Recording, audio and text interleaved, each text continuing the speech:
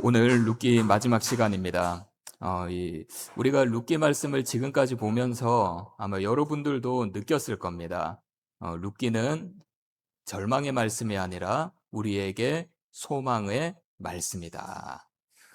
우리가 잘 알듯이 룻기의 배경은 사사시대이죠. 사사시대를 어떻게 정의하고 있습니까?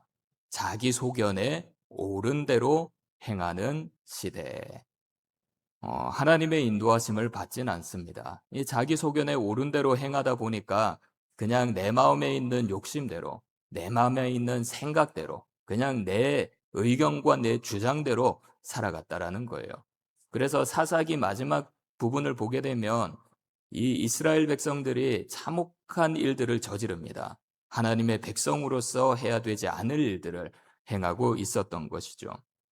그래서 이 사사시대는 영적으로 암흑과 같은 깜깜한 시대라고 볼 수가 있습니다. 룻기의 배경이 바로 이 사사시대였습니다.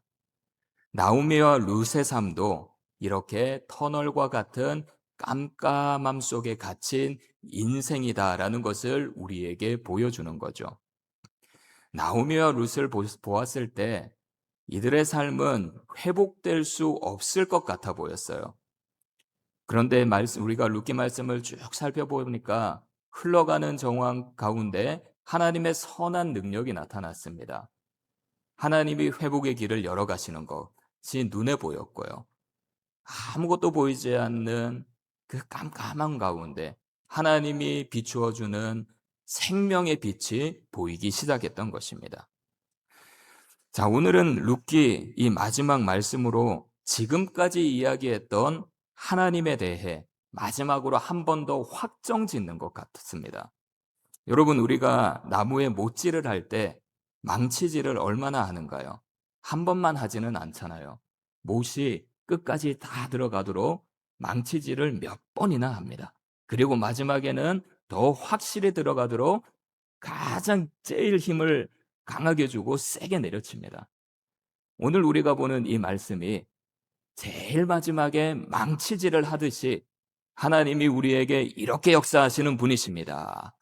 지금까지 룻기의 말씀에서 나온 하나님의 은혜가 우리에게 이렇게 역사하십니다. 라는 것을 보여주고 있는 것 같습니다. 여러분, 지금까지 룻기에서 보여준 하나님은 어떤 하나님이셨습니까? 회복의 하나님, 채우시는 하나님, 미래를 열어가시는 하나님이었어요. 룻기를 나누면서 우리는 회복의 하나님께서 어떤 방법으로 역사하시는지, 또 어떻게 예비를 하시는지, 인도하시는지 우리는 하나하나 다 살펴보았습니다. 오늘 말씀에서도 이런 하나님의 은혜가 보이는데요. 하나님이 어떤 방법으로 어떻게 회복하셨는지 오늘 말씀을 통해 함께 은혜를 나누겠습니다. 첫 번째, 죽은 자의 자리에서 생명의 길을 여십니다. 하나님은 죽은 자의 자리에서 생명의 길을 여십니다. 13절 함께 읽겠습니다. 시작. 이에 보아스가 룻을 맞이하여 아내로 삼고 그에게 들어갔더니 여호와께서 그에게 임신하게 하심으로 그가 아들을 낳은지라. 자, 전반절을 보십시오. 보아스가 룻을 맞이하여 어떻게 했다고 하죠? 룻을 아내로 삼았다고 합니다. 여러분, 이 말씀은 룻에게 생명의 길이 열리고 있다는 것을 보여주고 있는 것이에요. 룻이 어떤 사람이었죠? 룻은 절망에 빠져 있는 사람이었어요. 자, 여러분, 우리가 룻이 되었다고 한번 생각해 봅시다. 내가 룻이라고 생각해 보십시오. 내가 룻이라고 생각을 하고 이제 어디 좋은 일자리를 찾기 위해서 이력서를 쓴다고 생각해 보십시오. 자, 이력서를 쓸 때 국정란이 있습니다. 그 국정란에 뭐라고 쓰겠습니까? 룻이 어느 나라 사람이죠? 모압이잖아요. 그러니까 그 국정란에는 모압이라고 쓸 거예요. 가족란이 있습니다. 가족란에는 자녀들의 이름을 적지도 못하고 남편의 이름도 적지 못하고 시어머니의 이름만 적을 수밖에 없을 거예요. 배경, 이 학력란 적을 게 있겠습니까? 없음으로 적겠죠. 시상받은 내용, 수상한 내용, 무언가 상을 받은 게 있어야지 적을 거 아닙니까? 아무것도 없으니까 여기에도 빈 공간으로 놓아둘 것입니다. 여러분, 이 이력서를 가지고 어디를 가겠습니까? 사람의 눈으로 보면 이 이력서를 봤을 때 이 룻의 인생은 끝난 인생입니다. 기대할 것도 없고요. 내세울 것도 없고요. 앞으로 펼쳐질 미래가 전혀 보이지 않는 것이 룻의 인생이었어요. 룻도 그걸 잘 알고 있었습니다. 처음 보아스를 만났을 때 룻이 보아스에게 뭐라고 했죠? 추수밭에서 보아스의 배려에 감사하며 나는 이방 여인입니다. 나는 이방 여인입니다. 자기를 스스로 그렇게 이야기를 했어요. 자, 그리고 타작마당에서 보아스에게 뭐라고 했습니까? 당신의 시녀입니다. 룻은 자기 스스로를 이렇게 규정해 버렸습니다. 자, 그런데 보아스가 이런 룻의 말을 듣고 뭐라고 합니까? 이방 여인이라고 하지 않아요. 시녀라고 하지 않습니다. 내 딸아, 내 딸아. 이렇게 말을 했습니다. 이방 여인이 아니라, 시녀가 아니라 내 딸아. 그리고 나중에는 현숙한 여인이라고요. 결국에는 아내로 삼게 되었습니다. 여러분, 이것이 은혜입니다. 사람들은 상대방을 볼 때 과거를 생각하며 그 사람의 현재를 볼 때가 있죠. 저도 그런 경험이 있는데요. 아마 4, 5년 전이었던 것 같아요. 친구 결혼식에 갔습니다. 거기서 15년 만에 옛 친구를 만났습니다. 같이 신앙생활하던 친구였어요. 식사를 하면서 이런저런 이야기를 나누었습니다. 어떻게 지냈는지, 지금은 또 어떤 삶을 살아가는지.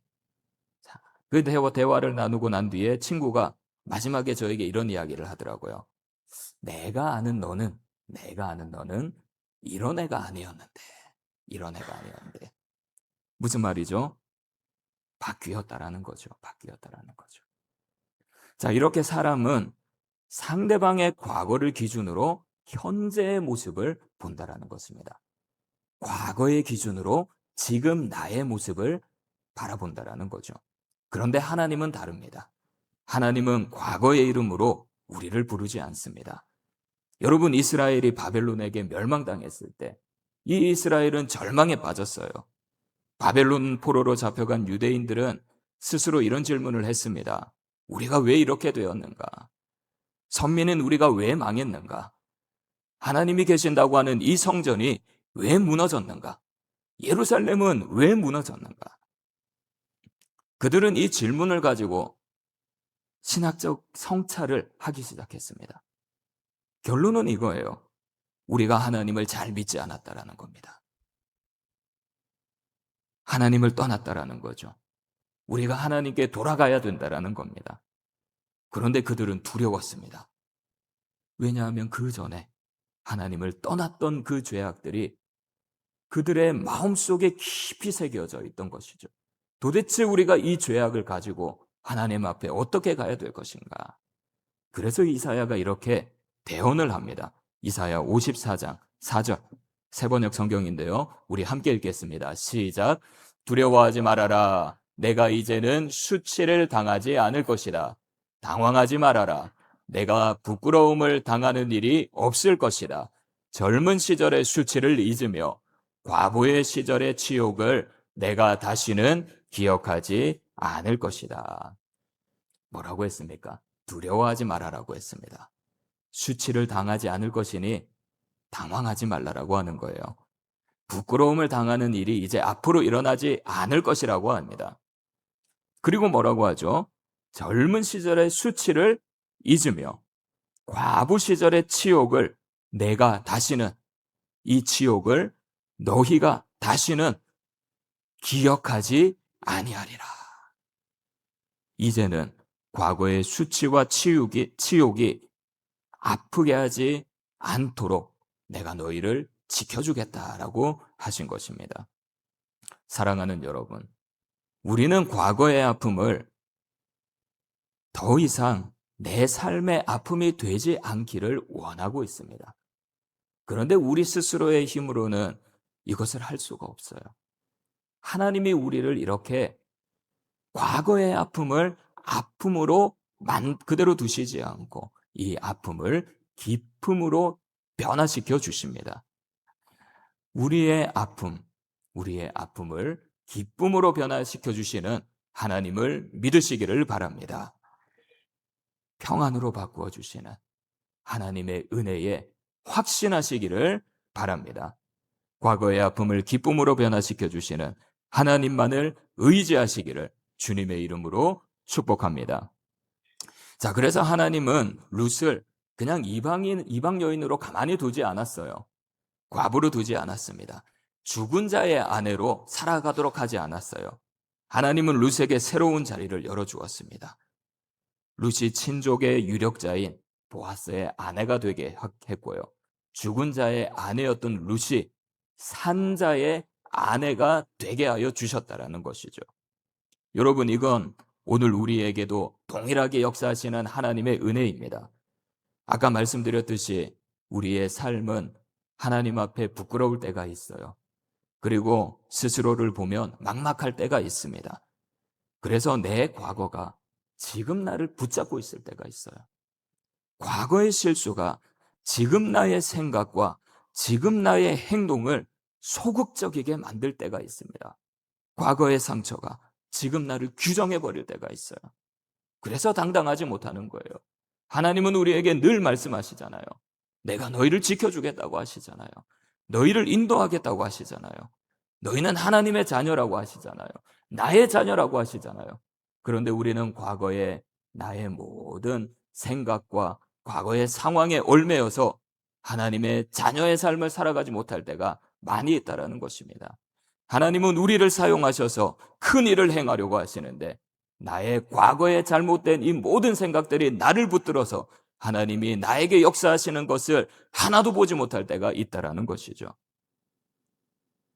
그래서 하나님이 우리를 복음으로 붙잡아 주신다라는 겁니다. 우리는 예수 그리스도 안에서 하나님의 자녀라는 새 이름을 받았습니다. 의롭다함을 받았습니다. 죽음 아래에 있던 우리는 새 생명을 얻었습니다. 이 복음이 과거에 매여 있던 우리를 새롭게 하여 주셨다라는 것이죠. 그래서 오늘 내 인생이 죽은 자의 자리에 있는 것처럼 보여도 끝난 것이 아닙니다. 끝난 것이 아니에요. 절대 끝난 것이 아닙니다. 생명을 살리시는 하나님께서 우리를 다시 회복시켜 주심을 믿습니다. 죽어 있는 신앙과 삶의 자리에서 하나님이 그 모든 것들이 살아나도록 인도하심을 믿습니다. 낙심하지 마십시오. 절망하지 마십시오. 절대 포기하지 마십시오. 하나님이 우리를 살리십니다. 하나님이 하시면 됩니다. 하나님이 변화시키면 다 변화받습니다. 하나님이 하시면 가정이 회복되고 신앙이 다시 살아날 수 있습니다. 이 은혜를 붙드시기를 바랍니다. 그래서 생명과 회복의 길이 열리는 은혜가 여기 계신 모든 분들의 인생 위에 임하시기를 주님의 이름으로 축원합니다. 두 번째, 하나님은 재앙의 이유를 설명하기보다 생명을 안겨주시는 분이십니다. 재앙의 이유를 설명하기보다 생명을 안겨주시는 분이십니다. 자, 13절 후반절을 보십시오. 여호와께서 어떻게 했다고 하죠? 그에게 임신하게 하심으로. 그에게 임신하게 하심으로. 여러분, 우리가 아이를 가졌을 때 다른 사람들에게 어떻게 말을 하죠? 우리가 아기를 가졌습니다. 우리가 임신했습니다.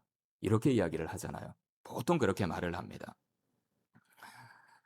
여러분, 보아스와 룻도 우리가 아이를 가졌습니다. 우리가 임신했습니다. 이렇게 말할 수도 있었어요.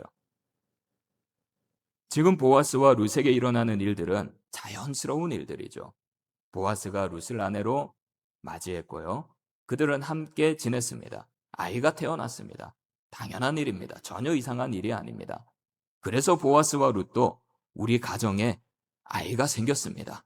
우리가 임신했습니다. 이렇게 말할 수도 있었어요. 그런데 성경은 그렇게 이야기하지 않죠. 여호와께서 임신하게 하시니라.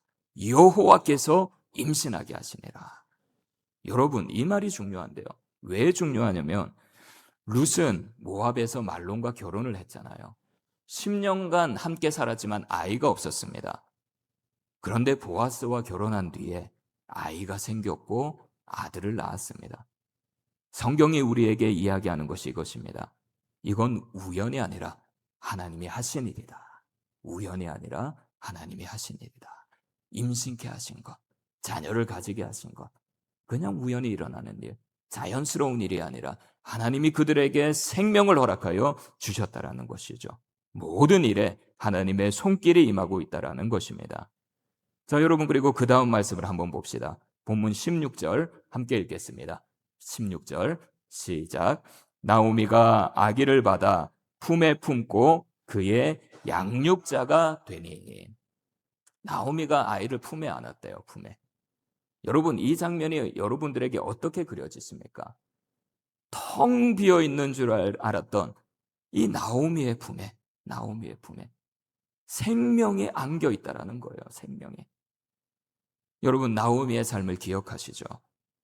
나오미가 베들레헴에 돌아왔을 때 맞이하는 사람들에게 뭐라고 했습니까?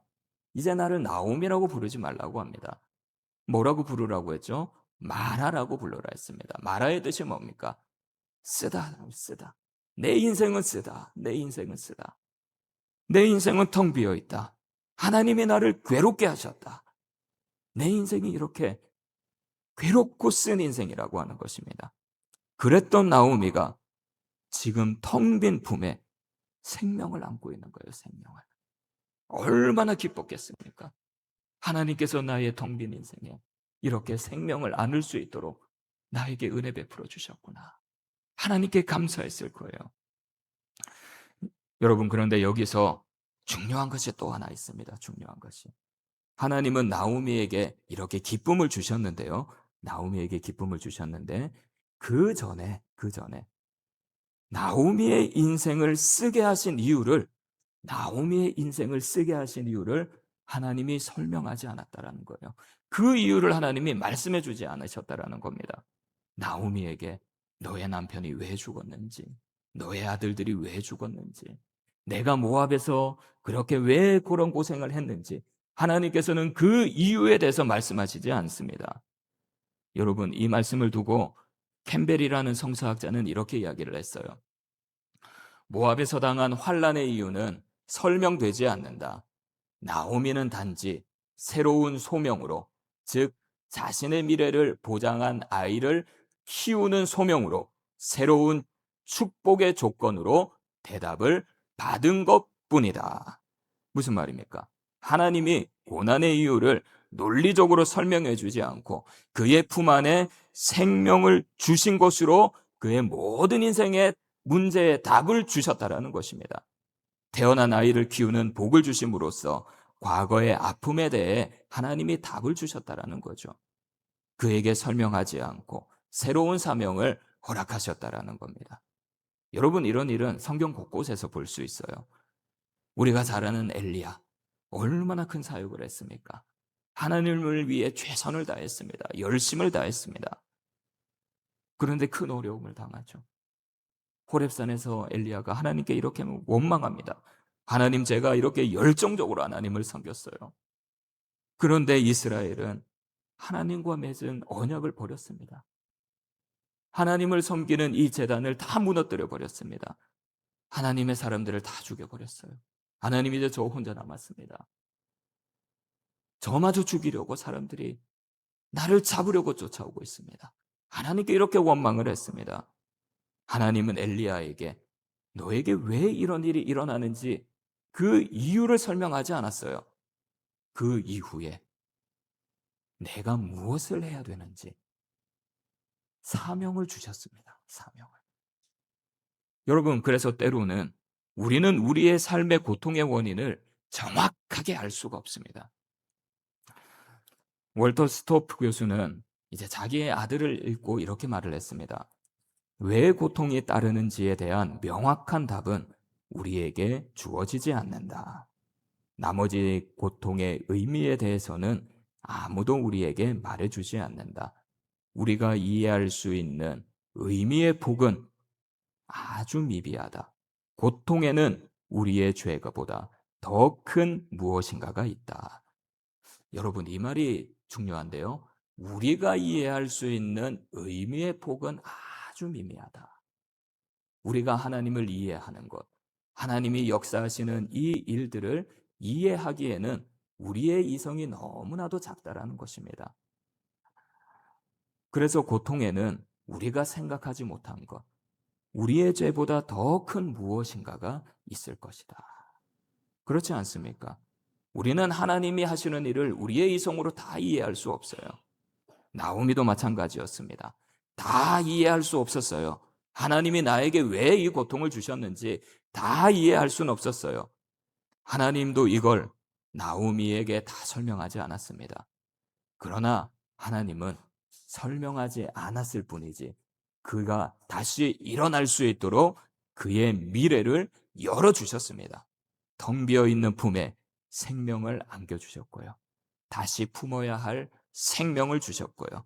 다시 감당해야 할 사명을 허락하여 주셨던 것입니다. 여러분, 이것이 하나님의 생명 살림의 섭리입니다.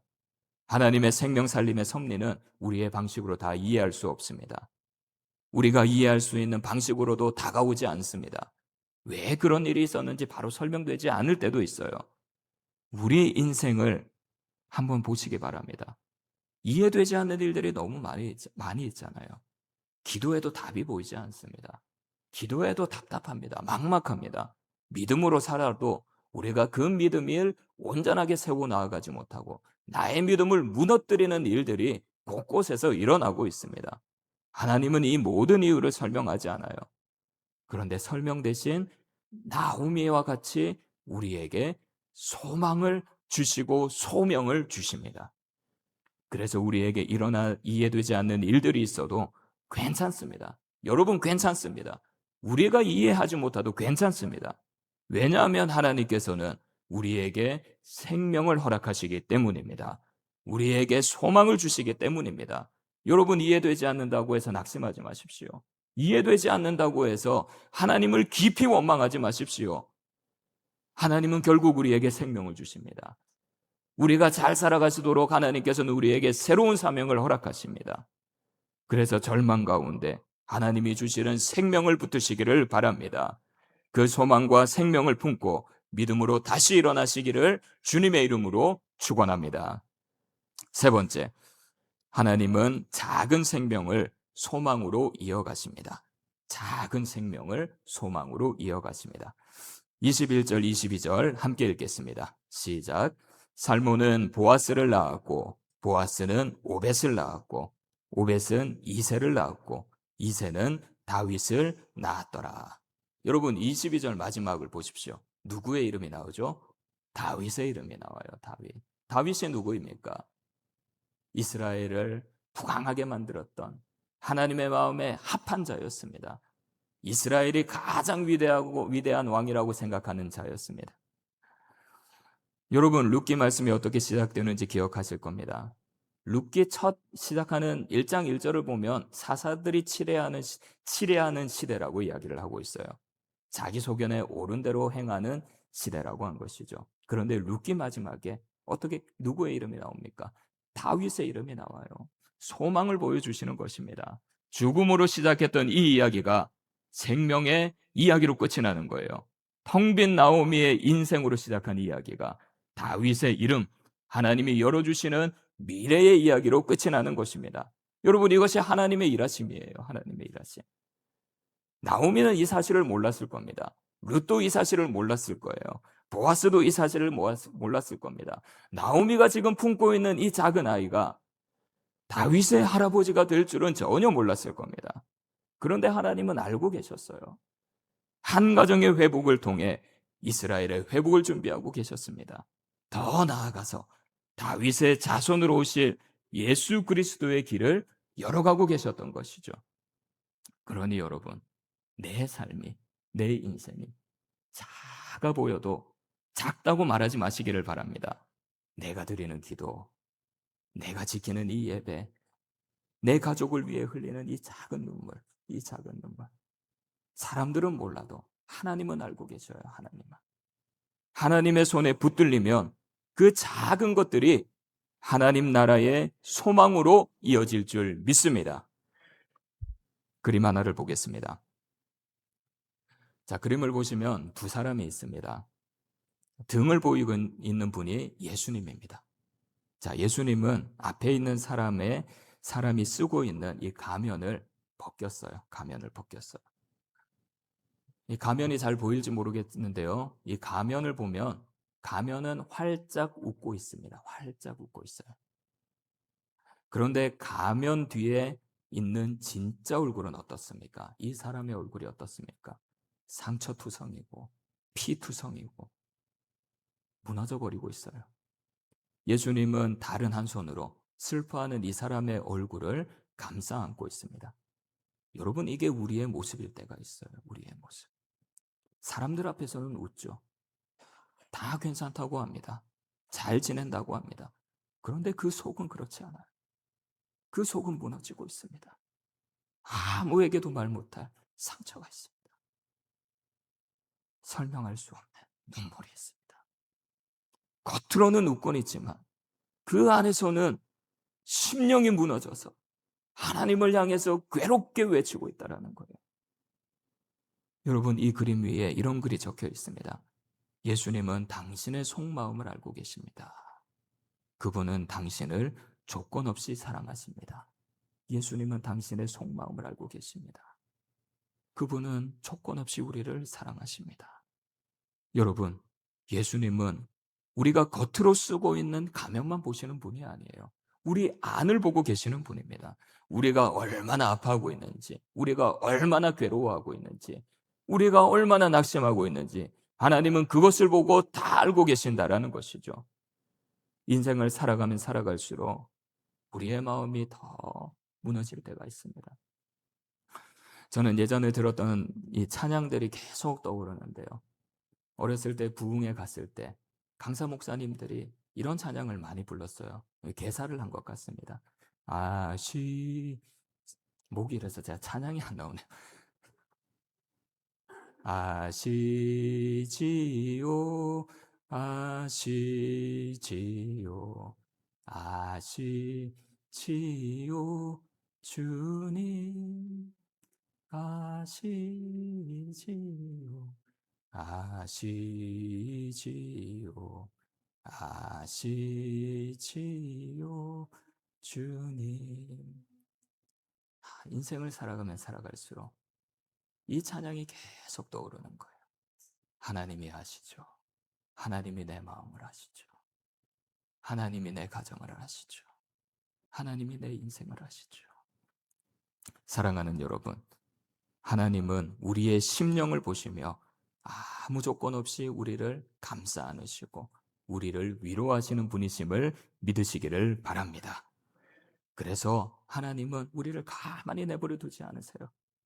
작은 아기였던 오벳을 통해 다윗이라는 미래를 여셨듯이 우리 인생에도 작은 것을 통하여 하나님이 은혜의 미래를 여실 줄 믿습니다. 우리에게 이렇게 역사하실 하나님을 믿으시기를 바랍니다. 우리의 내면의 상처를 보시고 위로하시는 하나님께서 우리의 미래를 열고 계심을 확신하시기를 바랍니다. 여러분, 하나님을 우리 잘 믿읍시다. 하나님을 잘 믿읍시다. 하나님이 하신다고 하셨잖아요. 로마서 8장 28절. 우리 이 말씀을 암송했으면 좋겠습니다. 매주 암송했으면 좋겠어요. 저는 이 말씀이 우리에게 생명을 살려주는 말씀이라고 생각합니다. 아마 다 아실 거예요. 어떤 말씀인지. 암송하신 분들도 있을 거예요. 자, 그런데 혹시 모르니까 화면에 띄워놓을게요. 혹시 모르니까. 저도 하다가 틀릴 수 있으니까 화면을 보고 하겠습니다. 자, 암송하신 분은 암송하시고 화면을 보실 분들은 화면을 보시고 우리 믿음으로 암송하고 믿음으로 읽으시기를 바랍니다. 로마서 8장 28절 시작. 우리가 알거니와 하나님을 사랑하는 자 곧 그의 뜻대로 부르심을 입은 자들에게는 모든 것이 합력하여 선을 이루느니라. 아멘. 여러분들은 하나님의 사랑받는 자녀임을 믿습니까? 여러분들은 그 뜻대로 부르심을 받은 자녀임을 믿습니까? 그러면 이 말씀을 믿읍시다. 하나님을 사랑하는 자, 뜻대로 부르심을 받은 우리에게는 하나님이 모든 것을 합력하여 선을 이루어 주심을 믿습니다.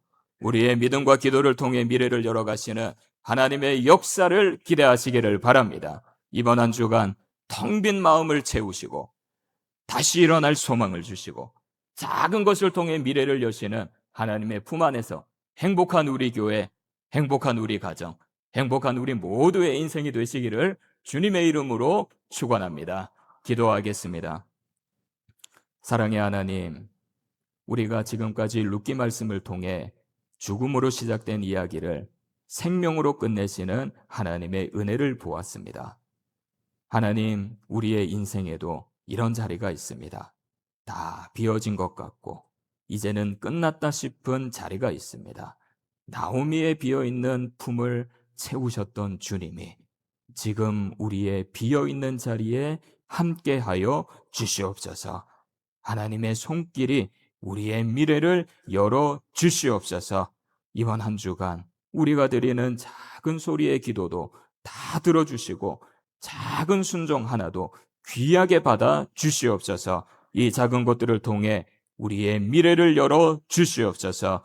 그래서 주님의 품 안에서 행복한 한 주가 될 수 있도록 역사하여 주시옵소서. 예수 그리스도의 이름으로 기도하옵나이다. 아멘.